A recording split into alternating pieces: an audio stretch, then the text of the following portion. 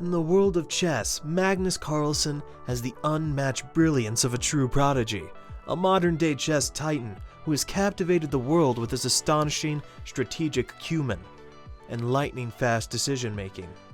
In this video, we will unveil Magnus Carlsen's 4 most rapid checkmates that left his opponents in shock. Sergei Karyakin. In this first game, Carlsen is playing against Sergei Karyakin, an extremely strong super grandmaster who previously held the record for the world's youngest grandmaster. Now, with both players having a 3-minute plus 2-second increment time control on their clocks, Magnus starts with e4, one of his favorite openings. Sergei responds e5, the most common move at this level. And within some moves, the game structure turns to a Ruy Lopez Berlin defense variation. Magnus here exchanges his bishop for Sergei's knight, and then immediately develops his queenside knight to d2. Sergei here goes for the early castle, leaving Magnus with several possibilities to continue. Magnus goes for the safe line, casting himself. After a few more moves, Magnus goes bg5, pinning Sergei's knight to the queen. Sergei responds with h6, attacking the bishop, but Magnus pushes his bishop back to h4, keeping the pin intact. Sergei here goes into a deep think, after which he decides to go to g5, missing Magnus's idea altogether. Pause the video and guess the right move in this situation. Here, Magnus plays g4, attacking Sergei's bishop and offering an exchange. Here, Sergei makes another mistake, not accepting the exchange but moving his bishop back to g6. Magnus also moves his bishop back to g3. Magnus starts bringing all his pieces to the king side, forming a formidable attack, and Sergei's exposed king. He begins by taking the open h-file with his rook. Sergei here looks puzzled and eventually goes for the exchange of most of the minor pieces on the king side, leaving Magnus with a powerful pawn on f5 and an even stronger knight on e4. Sergei here tries to share the open h-file, but Magnus forces an exchange of rooks and brings his queen into the attack. Sergei attacks the queen, taking the available h-file, but it's too late as Magnus plays qg6, with check winning the f6 pawn and shortly after winning a rook exchange. After more organizing his pieces, Magnus finally goes f6, the final blow. Here, Magnus is threatening the checkmate in 2 moves. Sergei resigns, and what's so intimidating about Magnus is that after the entire game, he still had close to 2 minutes on his clock, while Sergei was down to 4 seconds. Meaning it took Magnus around a minute to defeat this super grandmaster.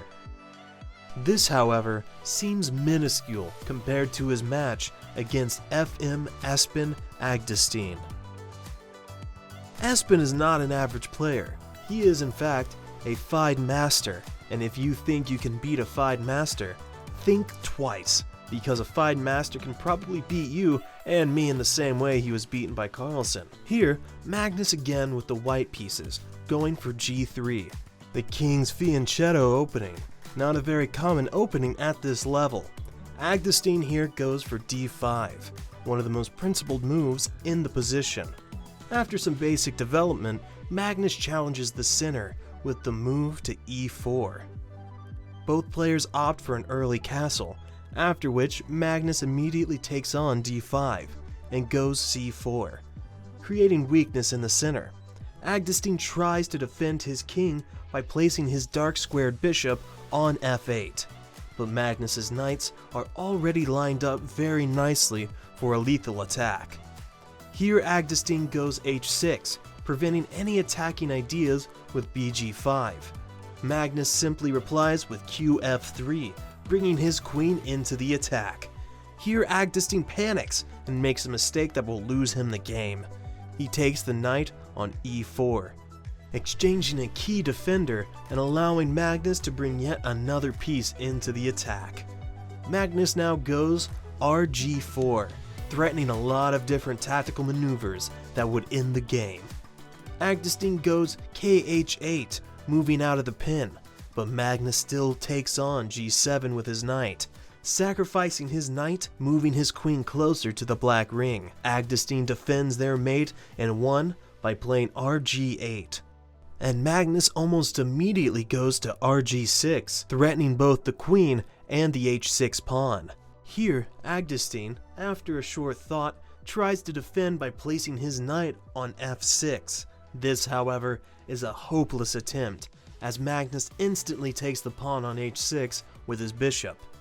Agdestein takes back the bishop on h6, and Magnus recaptures with his rook, forcing a checkmate on the next move. Here, Agdestein resigns. Magnus' clock still has 22 seconds left, meaning he only used 18 seconds to annihilate a fine master.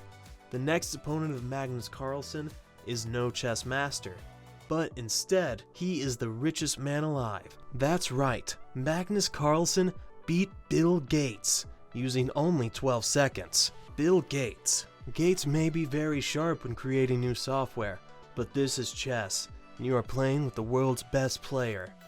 Having some basic chess knowledge, Bill Gates started with the most popular e4, unaware of the lines and the openings he creates. Magnus responds with the move nc6. The Nimzowitsch defense, again, not the most famous opening. Bill goes nf3, and Magnus follows with d5, challenging Gates' central e4 pawn.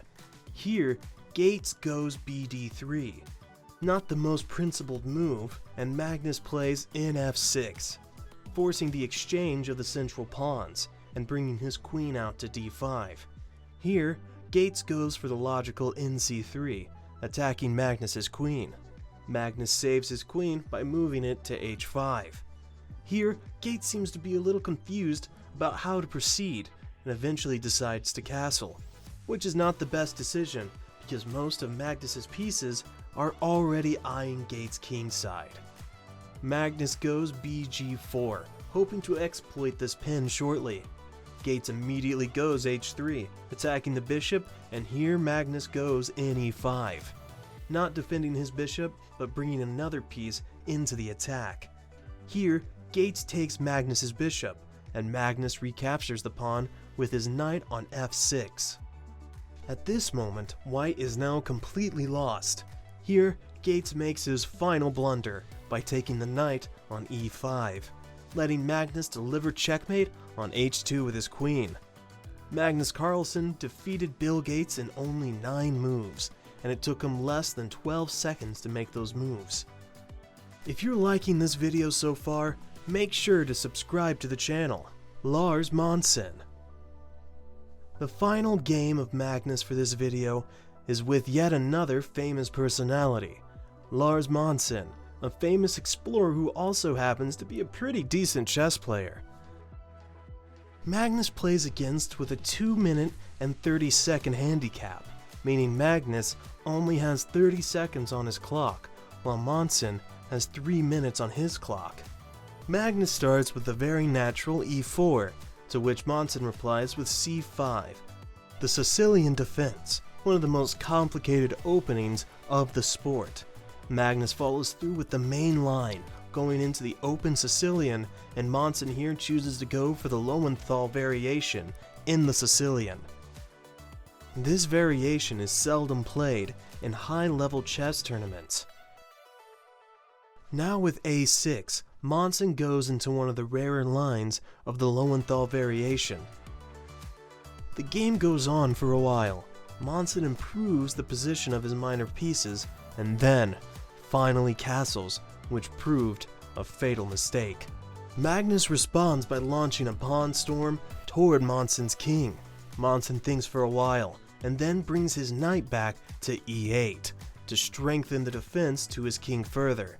This, however, allows Magnus to bring his own knight into the attack with tempo and break Black's castle with the move g5.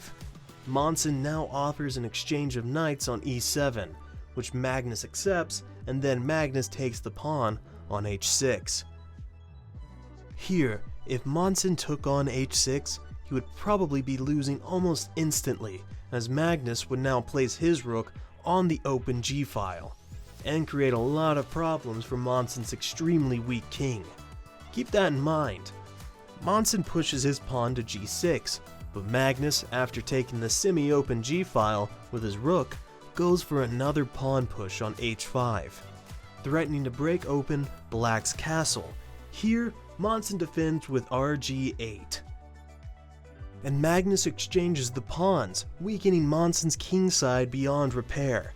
Both players play a couple more moves, after which Monsen goes qf7, blundering a queen.